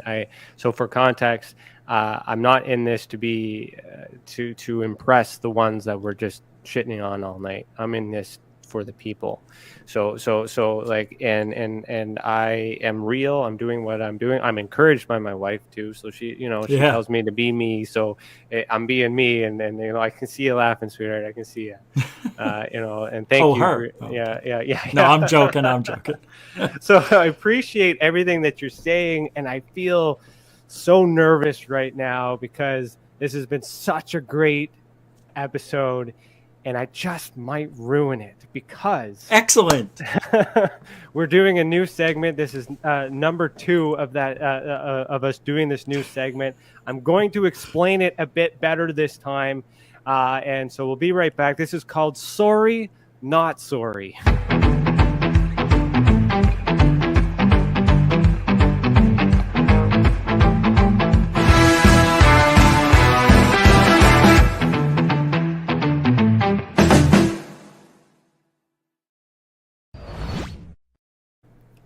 Okay, so here are the rules. Okay, I'm going to ask you one question, and I'm going to time how long it takes you to answer it. After that, I'm going to I'll share an alleged fact from a very controversial conspiracy theory, and we'll talk about it. This is a social experiment. So, do you accept the challenge? I do. Okay. You're looking at me with all the knowledge and experience that you have, and accepting that everything else could be possible. What shape is the Earth? Go. Oh, Blake. Okay. That was 5 seconds. Not bad. I was going to say circle. You didn't say round, so that's good. I'm going to write you down for Blake. So, I was thinking of Neil deGrasse Tyson. Yeah, no, that's good. So basically, what I'm doing is this is part of my investigative part. This is part at the end of the show where I just kind of show my analytical thinking. I have this book that has alleged facts of the Earth being flat, but it uses the Bible as fact. And what I'm trying to use as an example is we're going to have a conversation because some people use the Bible to also say that aliens exist, and therefore, what's the difference? So that's kind of where I'm going with this experiment. Cool. I'm not saying the Earth is flat or round. I'm just simply saying I'm not an astronaut, and as an investigator, NASA has lied, and some of these things are convincing. So the purpose of this, again, is just to decide whether or not this fact, which is allegedly supported by the Bible, is true. So this fact says the Earth is not a ball or a sphere, and that is according to Isaiah 22:18. It says, "He will surely violently turn and toss thee like a ball into a large country. There shalt thou die, and there the chariots of the glory shall be the shame of thy Lord's house." And then Isaiah 40:22 says, "It is he that sitteth upon the circle of the earth, and the inhabitants thereof as grasshoppers, that stretcheth out the heavens as a curtain, and spreadeth them out as a tent to dwell in." And the Hebrew word for ball in Isaiah 22:18 is dur, and the Hebrew word for dur means a round ball sphere. So according to Paul Raines, who wrote this book, that means that the Earth is not a ball or a sphere. And you said, "Oh, Blake." So where do you sit on that alleged fact supported by the Bible? Well, I don't know how they would have known, but it's interesting. I don't know what to say because it comes from the Bible, right? So it's interesting that there was even the word circle and sphere. But I like it. I think it sounds like I was right. Well, you could be. Are you an astronaut? Have you ever been to space? Yeah. So that's what I mean. You got to think about. We got to use what we got. Do you trust NASA? Do you trust that they're telling us the truth? Well, no, but I don't trust the Bible either. Yeah. So that's the problem we have. But yet the Bible is also used to reference the Elohim, the Anunnaki. Sure. Reference of UFOs like this. Isn't that interpretation of the Bible though? Of course it is, but this is Yeah. interpretation of the Earth, I know. right? So my, why do you think people hate flat earthers so much? I think because it's been proven with experiments that the Earth is circular or has a curve to it. I don't remember who was the guy who did it. I can't remember. Everybody knows him, but with the hole in the ground and the shadow over there and shadow. There's lots of experiments that show either or, from a bunch of people that haven't been to space, and it's a good pissing contest. But then we have the astronauts who've been to space, and we have experiencers who have outer body experiences that can say that. I'm not grouping them with the astronauts, but do you trust the astronauts when they that's the thing. Well, that's the thing. We don't know, but it seems like the evidence suggests, especially with satellites, how do you explain satellites going around the world? They're just going flat and then turning around and, going underneath, and nobody's ever... I've never seen a real picture of a flat Earth, but I've seen a real picture, supposedly, of the Earth being round. There's only been one picture. Everything else is CGI. The Chinese satellite out there. That China satellite that watches the Earth live. Yeah, okay, there's that. I'm not arguing. I'm not saying no, I have no way to know either, or that's the whole point of this, is just to introduce the topic. Well, you and I are not astronauts, and we'll never know the truth at all. We just know what other people are telling us. Right, but does it matter what shape the Earth is? No, not to me. And does it matter if it's a UFO or a paranormal orb? No. So what I'm trying to say is that we don't like the movement with flat Earth is that the government lies. Right. So everyone kind of supports the idea that there's suppression. So if you bring these groups together and you share all this information to try to get the truth of what may really be happening, this is just kind of an example to show that there are so many things that we don't even know, that we can't even confirm, which is why I always lead to that whole, let's just look inside to what we know.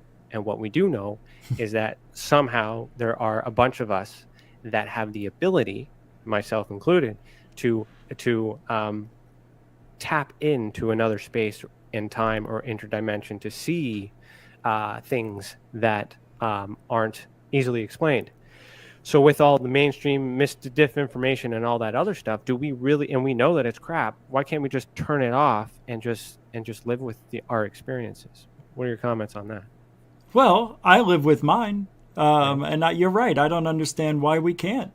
What's the big deal if somebody says they have these experiences? Well, it is a big deal because you don't want to have people lying just to make money or write a book, all that other stuff.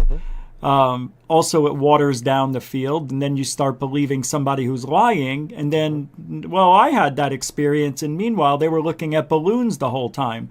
So it's bad and it's good, but if somebody believes something that I don't, that's fine too. I get that, but I don't want it being spread out as being real, especially if I can look at that object and see for myself there's string, it's a balloon, there's writing on it. So there are some things that I could prove, some things I can't. And I think the things that we prove, just like the S4 thing, I mean, that should be... Well, why do we need to prove it for ourselves? Why can't we just believe what they tell us? Why can't we just believe it? You can't. Why? The field has been so watered down. It's been ruined. All fields are paranormal fields. Yeah. Because we want to know the truth about UFOs and after we die. Can we really talk to dead people? How cool would that be if we could learn that? But the thing is, I haven't learned it. I can't do it. And if I can't do it, I don't see how other people are doing it. Ghost boxes and all that stuff. I mean, I don't know. But it's important to have the truth.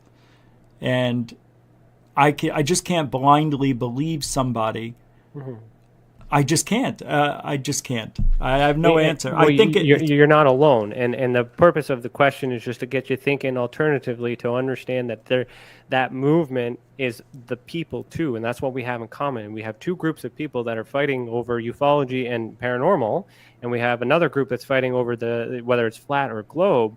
It doesn't really matter the answers of that. What we have is two camps fighting because they don't trust the information that we have about this particular subject.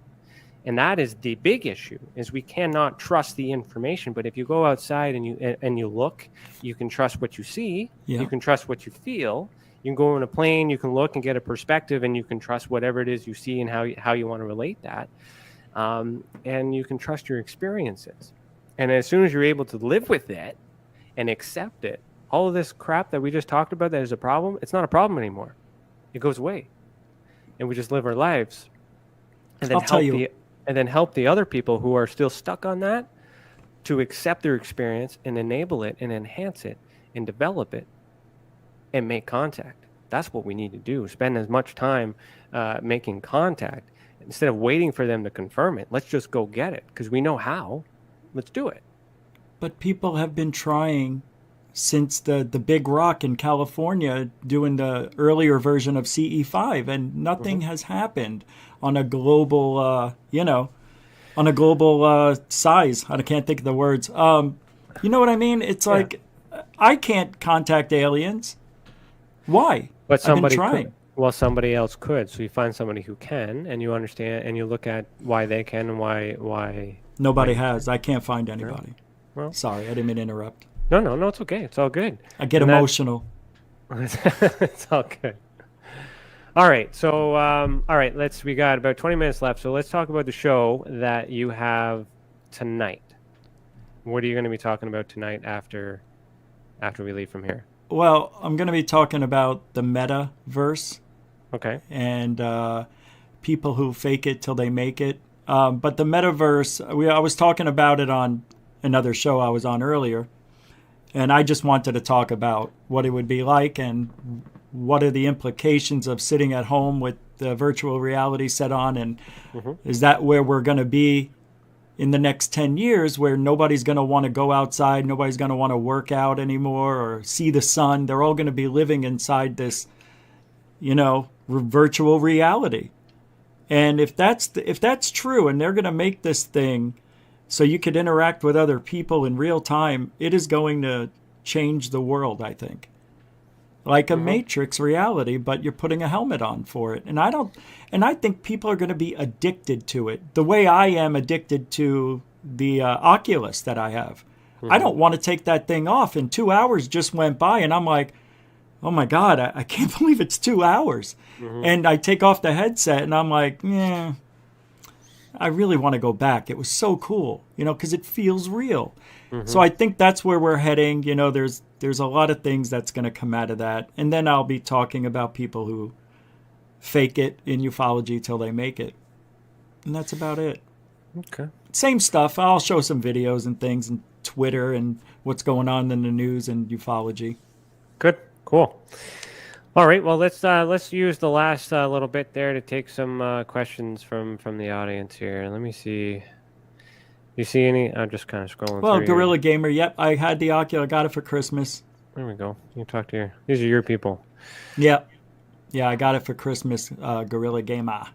Yeah, my uncle gave it to my dad for his birthday, and my dad didn't want it because he said it's too difficult. So he gave it to me as a gift. Nice. Yeah. I forget. I have one too. I think it's the Oculus, the first one. First one I have. I got the two. It's unbelievable. Well, like it is interesting. I can understand what you're saying. I did this weird kind of boat cruise kind of type thing, which was just like an escape, right? So yeah. it was neat in the sense to sit on your couch and then actually look around and feel, and it's kind of weird because you're not there, but you remember what the sun feels like, you remember what the water feels like, so you almost visualize these sensations. These sensations still happen. And I feel you when you say that we might get trapped in there but what are we doing with it? We're going to a better place, and that's kind of sad if we need to do that, because this reality is why do we need to escape this reality? And if we get stuck there, how long until we forget what's being changed on the outside? Oh yeah, I didn't think There's of the that. matrix within the matrix. How many levels are we going here? Come on, why'd you have to do that? Now I'm really gonna have to dive deeper. That's interesting, because we could be living in a matrix reality now.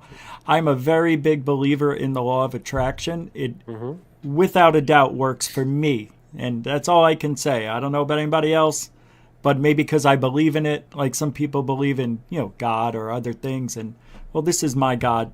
I believe it works. I've proven it. We're talking about virtual reality? Is that what you said? Well, I was talking about virtual reality, and then the law of attraction. Oh, law of attraction is your God. Okay, I got you. Yeah. I'm just saying, if you bring that into the virtual reality, what is going to happen? If you're thinking things that are in this virtual world, how does it play out in the real world, or the other matrix reality, if it is one? It's weird. Well, how do we know that when we go to, where do we go when we sleep? And how do we know if where we're going in our sleep is reality and this is the simulation? Are we actually waking up, or are we going to work when we wake up in the morning? Right. It could go either way. And you don't know until you die. Even if you do know, or maybe it's a Men in Black thing, you get wiped and then you go, all that other stuff here. I've got a question from one of my members just popped up here. Do you equate law and attraction to manifesting, the two names for the same process? Yeah, of course. I can manifest my law of attraction wants and needs very quickly. So yes. Okay, cool. Yeah. You get good at it, and it's not just being positive using the law of attraction. Oh, you're just being positive thoughts. No, it's not. You're creating a reality that space can't tell the difference, what is in your mind and what is reality. So if I burnt myself right now, and then 20 minutes later or tomorrow, I remember what it was like to be burnt and how the pain felt, well, the universe thinks I got burnt again. It can't tell the difference. And there's been studies on this and show the brain waves and activity are the same, whether it's thought or happening. So you have to be really good. You have to have a great imagination to create this other reality very quickly. The rocks on the ground when you're driving, the feel of the air out of the vent in the car, the steering wheel, whatever you're doing, you've got to imagine it in minute detail, or it won't work as well. Sorry, I just thought I saw somebody walking. Got a ghost or something in there? I heard 3 knocks just a few minutes ago. Like I thought somebody was at the door, but nothing. Okay. I do live in a strange place, actually. That's okay. Well, you do have a Stargate behind you. You never know. Oh yeah, I do. Yeah. Yeah. What are your thoughts on Stargates? Yeah. I mean, I don't really think too much about them, because it's something I need to see. Can it be real? I'm sure it can, just like anything else. But if they're real, that'd be great. I hear somewhere they found one in Afghanistan or something like that, and that's why we went there in the 90s for real, to get this thing out of there. That's what I heard. Yeah, I heard something that like too. that. And then they destroyed a whole bunch of Sumerian relics and historical stuff that kind of showed where we came from and all these other things. I'm big into the ancient astronaut stuff, but I was pretty mad about seeing that. But well, that's another thing too. Like the fight for oil. Where, is it really oil, or is it the location? Is that the excuse? I mean, war and stuff, and cradle of civilization. Right. I mean, that's wild, right? It's and we didn't even go there with ufology tonight. Do you think that maybe this is prep for war, in space? Because now your Air Force is now Space Force, and you were talking about threat and narratives and things like that. Everything else that changed outside of that is really setting the stage to put weapons inside space. Well, I didn't want to talk about it earlier, but now that you brought it up, I always thought Lou Elizondo's threat was because China has the technology, and they stole it by infiltrating our Air Force, military, whatever, with DJI drones that they made for our military that we bought. And I think they somehow skipped ahead of us, and China has maybe the Tic Tac or something. I mean, they just flew a hypersonic rocket around the world in an hour. They missed their target, their landing target, by 24 miles. So I think, and also they blew up their own dead satellites, which we didn't like. And it's very possible that the threat is China. They have the technology of the Tic Tac, and they're able to go wherever and do whatever they want in seconds. And I think that's why this whole UFO threat is a cover-up. It's disinfo because of the technology that China may have. That's what I really believe. I see a comment here. I just want to address it because I'm laughing at it. It's like, your mama's an ancient astronaut. I just, She is. He must, yeah. So I don't know if that was to me or to you, but you know this person, so I just thought. Yeah, Zach's cool. It's me. Yeah, be like, hey, man. He's funny. No, I thought it was funny. I haven't seen a yo mama joke in like years, so that's hilarious. Okay. China's artificial sun was a question by the Gorilla Okay, Gamer. yeah, let's do that. Let's. Do you want to stay right to the hour? Or do you want to leave early to give you a bit of a break to switch to your show? What do you want to do? I can leave 3 minutes early.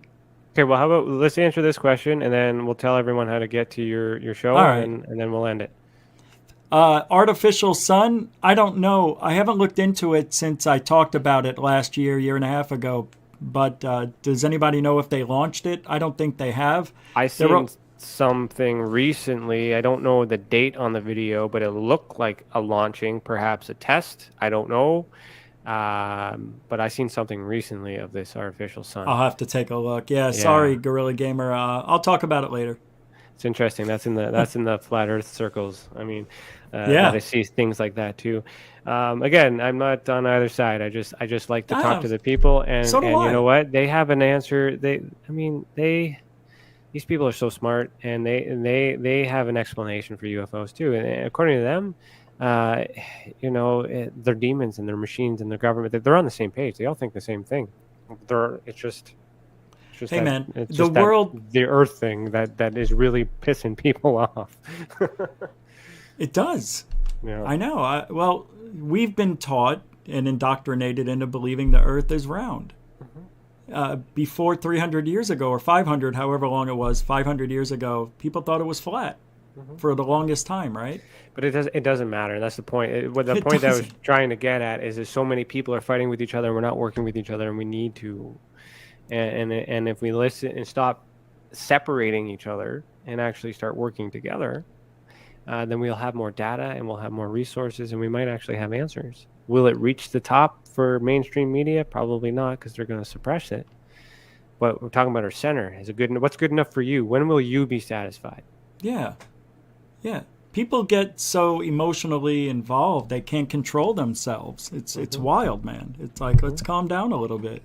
And people think I'm just going out attacking people. I'm not. I'm actually, bringing the truth out. And I'm just tired of them getting mainstream media play and talking about all these lies. And I know you're going to say, how do you know they're lying? Well, I don't know, but what makes the most sense? That Jeremy Corbell's got all these videos, or is it Boca, You're not the only one thinking it, and you look to your audience, you look to your commenters, they agree, there's some disagree, you read the room, right? Like it's not one person has all the answers, and we're trying to figure it out. But what are we doing it for, right? As long as you're doing good with it, and you are doing good with it, and I want you to keep thank you for doing that and keep doing it.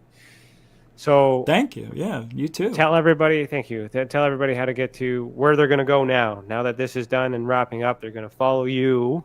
They're going to go to GUFON on YouTube, and we start at 5 after the top of the hour. I made it go 5 minutes later. So, but yeah, we'll be going in just right here on YouTube. Okay, that's it. Look for GUFON on YouTube, and you will carry on and talk about the metaverse. Yep. And other things, yeah. And other things. So maybe we'll see how we're feeling on that. Maybe I'll pop in and I'll participate. We'll see. Oh, well, if you want to, yeah, maybe I'll drop a link for you. Oh, who knows? Yeah, okay. Send me a link, and then I'll see what I can do. All right. I got an hour to kill. I got to wait for someone to drop something off. So maybe I'll do that while I'm waiting. So cool. Everyone, right, thank you so much for watching. Thank you so much for tuning in. Thank you to all the members. What does this say, Ryan? I keep up on your show. You are a smart man. Well, thank you. May not be the smartest man in the room, but thank you today. Rich, thank you so much, especially when we almost forgot or didn't have it set up, and I'm so glad that everything worked out and we're here. This was a great conversation. Right. And everybody have a good weekend. For those of you who don't know, Experiencers Anonymous is this Saturday. So if you go to tessacan.org/EA and register, we'll give you the link. That's for experiencers who have experiences that want to sit and have a conversation and share your experiences with other experiencers so you can learn with each other to understand why you guys are the way that you are and what you have in common. That is a portal for you that happens every Saturday. The next one is this Saturday. Just go to tessacan.org/EA and register. Okay, thanks for watching. Keep your eyes in the sky, everybody. Heed the world. That's it, everybody. That is a wrap. That is the end of it all. Thank you for joining me tonight. I look forward to seeing you back next week, where we'll continue to have this conversation deep down into the rabbit hole in which we call the Ultra Spectrum. Thanks for joining us. I said that already. Oh well, fuck it. Heed the world.